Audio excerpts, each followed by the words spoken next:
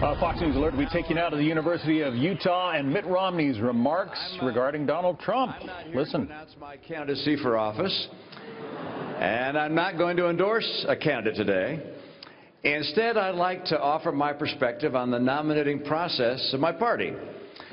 Back in 1964, just days before the presidential election, which incidentally we lost, Ronald Reagan went on national television and challenged America, saying that it was a time for choosing.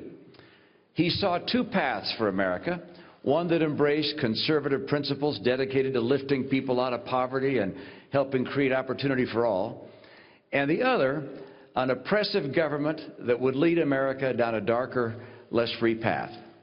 I'm no Ronald Reagan, and this is a different moment in time. But I believe with all my heart and soul that we face another time for choosing, one that will have profound consequences for the Republican Party and, more importantly, for our country. I say this in part because of my conviction that America is poised to lead the world for another century. Our technology engines, our innovation dynamic, the ambition and skill of our people are going to propel our economy and raise the standard of living of Americans. America will remain, as it is today, the envy of the world. You may have seen Warren Buffett. He said, and I think he's 100% right, that the babies being born in America today are the luckiest crop in history. Now, that doesn't mean we don't have real problems and serious challenges. We do. At home, poverty persists, and wages are stagnant. The horrific massacres of Paris and San Bernardino, the nuclear ambitions of the Iranian mullahs, the aggressions of Putin, the growing assertiveness of China, and the nuclear tests of North Korea confirm that we live in troubled and dangerous times. But if we make the right choices, America's future will be even better than our past and better than our present. On the other hand, if we make improvident choices, the bright horizon I've described will not materialize. And let me put it very plainly. If we Republicans choose Donald Trump as our nominee, the prospects for a safe and prosperous future are greatly diminished. Let me explain why I say that. First, on the economy.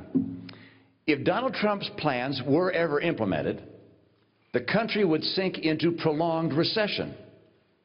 A few examples.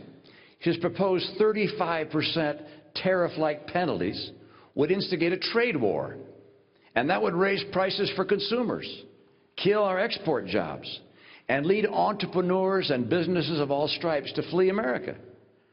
His tax plan, in combination with his refusal to reform entitlements and to honestly address spending, would balloon the deficit and the national debt. So even though Donald Trump has offered very few specific economic plans, what little he has said is enough to know that he would be very bad for American workers and for American families. But you say, wait. Isn't he a huge business success? Doesn't he know what he's talking about? No, he isn't. And no, he doesn't.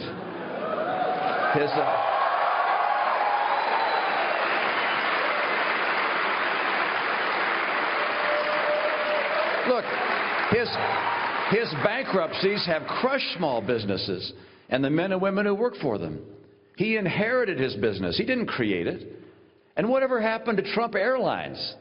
How about Trump University? And then there's Trump Magazine, and Trump Vodka, and Trump Steaks, and Trump Mortgage. A business genius he is not. Now, not every policy that Donald Trump has floated is bad, of course. He wants to repeal and replace Obamacare. He wants to bring jobs home from China and Japan.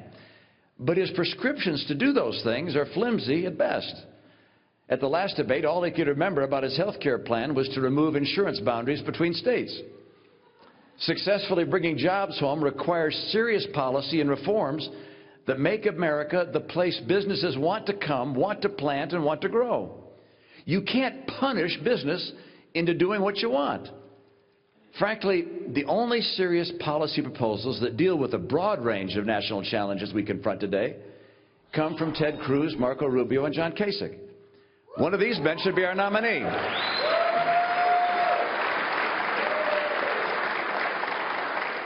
Now, I know that some people want this race to be over.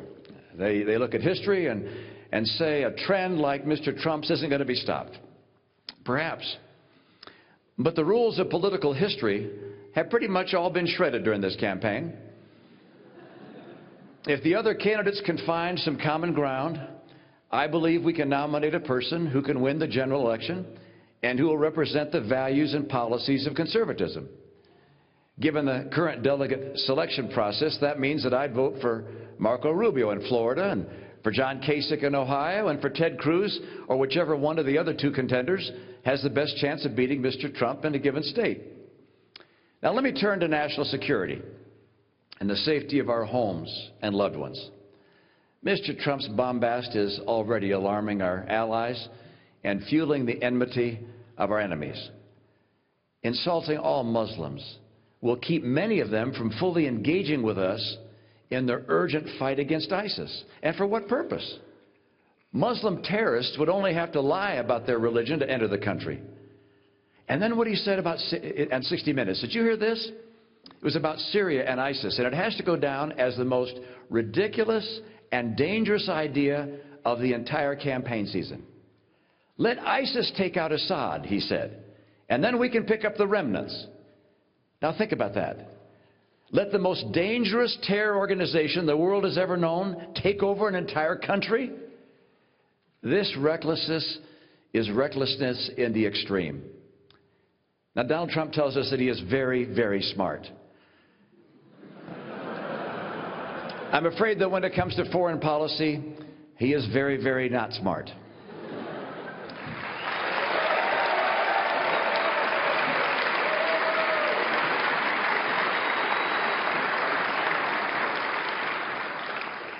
Now, I'm far from the first to conclude that Donald Trump lacks the temperament to be president. After all, this is an individual who mocked a disabled reporter, who attributed a reporter's questions to her menstrual cycle, who mocked a brilliant rival who happened to be a woman due to her appearance, who bragged about his marital affairs, and who laces his public speeches with vulgarity. Donald Trump says he admires Vladimir Putin. At the same time, he's called George W. Bush a liar. That is a twisted example of evil trumping good.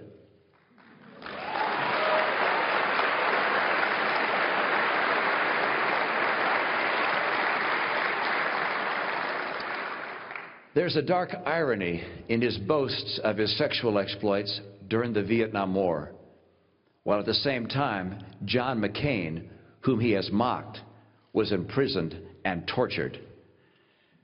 Dishonesty is Donald Trump's hallmark. He claimed that he had spoken clearly and boldly against going into Iraq. Wrong.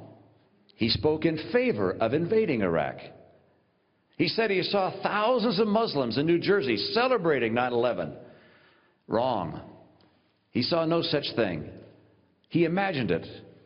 He's not of the temperament of the kind of stable, thoughtful person we need as leader. His imagination must not be married to real power. The President of the United States has long been the leader of the free world. The President and, yes, even the nominees of the country's great parties helped define America to billions of people around the world. All of them bear the responsibility of being an example for our children and our grandchildren. Think of Donald Trump's personal qualities: the bullying, the greed, the showing off, the misogyny, the absurd third-grade theatrics. You know, we've long referred to him as the Donald. He's the only person in the entire country to whom we have added an article before his name, and it wasn't because he had attributes we admired. Now imagine your children and your grandchildren acting the way he does. Would you welcome that?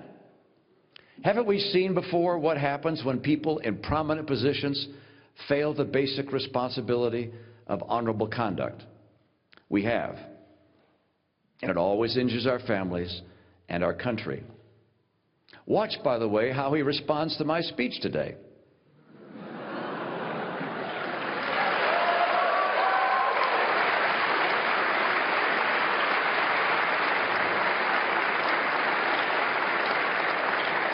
Will he talk about our policy differences, or will he attack me with every imaginable low-road insult?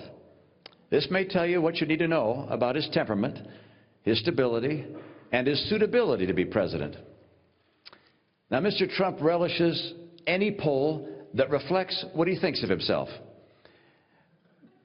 But polls are also saying that he will lose to Hillary Clinton. Think about that. On Hillary Clinton's watch, the State Department, when she was guiding it and part of the Obama administration, that State Department watched as America's interests were diminished in every corner of the world. She compromised our national secrets. She dissembled to the families of the slain. And she jettisoned her most profound beliefs to gain presidential power. For the last 3 decades, the Clintons have lived at the intersection of money and politics, trading their political influence to enrich their personal finances. They embody the term crony capitalism. It disgusts the American people and causes them to lose faith in our political process.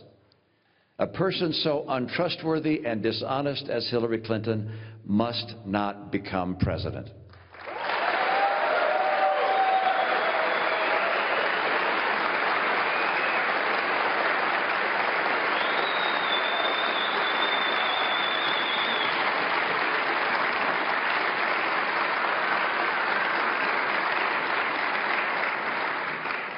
Of course, a Trump nomination enables her victory. And the audio and video of the infamous Tapper-Trump exchange on the Ku Klux Klan will play 100,000 times on cable and who knows how many million times on social media. There are a number of people who claim that Mr. Trump is a con man, a fake. Thank you.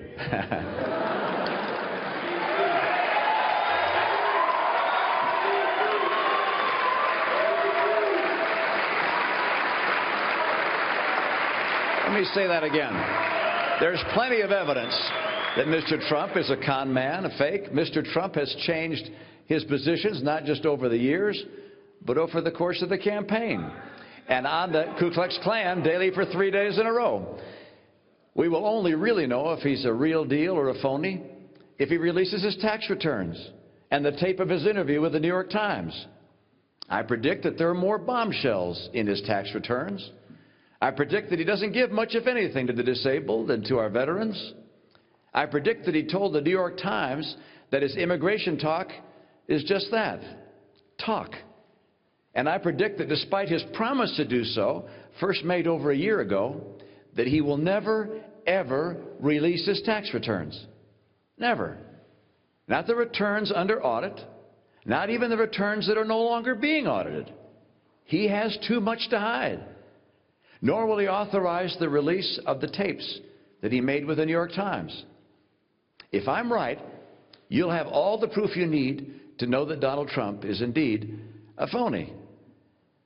Attacking me, as he surely will, won't prove him any less of a phony.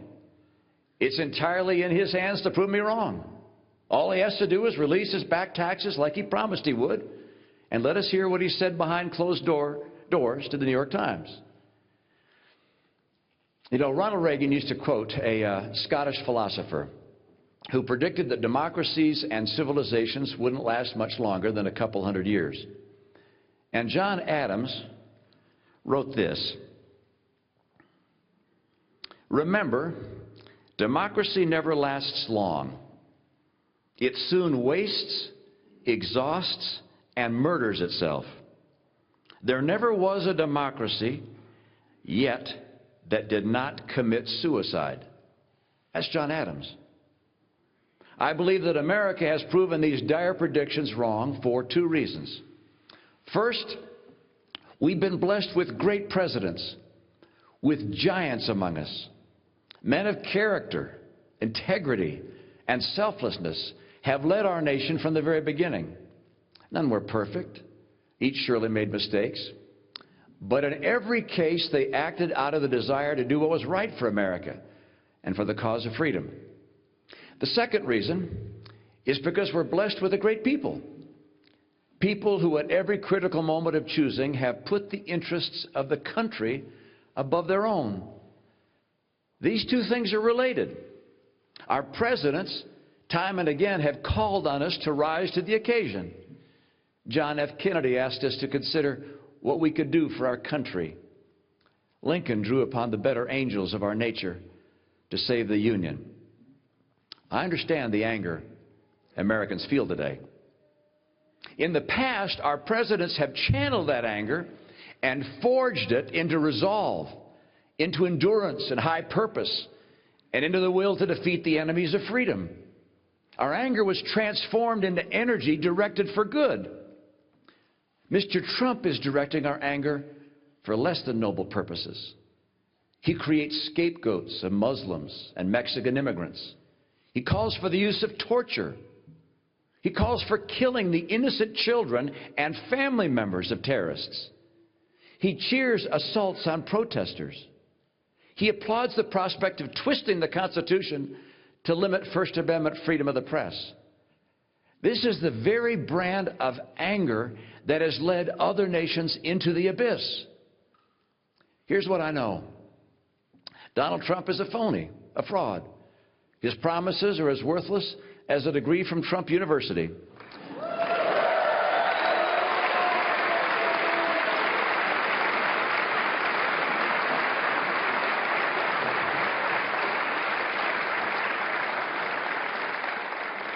He's playing the members of the American public for suckers. He gets a free ride to the White House, and all we get is a lousy hat. His domestic policies would lead to recession. His foreign policies would make America and the world less safe. He has neither the temperament nor the judgment to be president, and his personal qualities would mean that America would cease to be a shining city on a hill.